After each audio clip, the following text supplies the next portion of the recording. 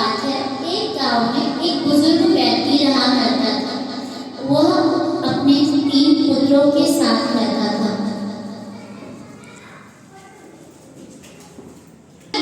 आपस में सिर्फ लड़ते रहते थे, इसलिए वह किसान को बहुत परेशानी होती थी। वह पूरे टाइम बस चिंता में रहता था कि क्या होगा मेरे इन 3 बच्चों का। समय पश्चात वह किसान बीमार हो जाता है। उस समय उसे ये चिंता होती है कि अब उनके 3 बच्चों का क्या होगा। वह चिंता में डूबा रहने लगा। फिर उसने एक दिन अपने नौकर को कहा, जाओ पुत्र, एक दिन जाओ और जाके कुछ लकड़ियां ले आओ।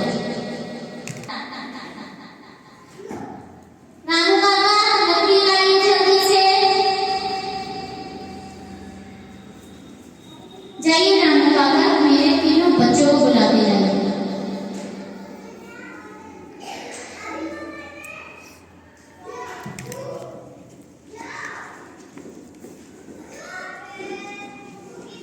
चलो अब तुम तीनों ये लकड़ियां उठाओ।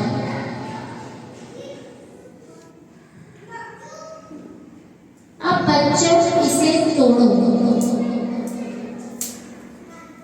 देखा कितनी आसानी से ये 3 लकड़ियां टूट गई। क्या तुम्हें पता है ये 3 लकड़ियां क्यों टूटी है?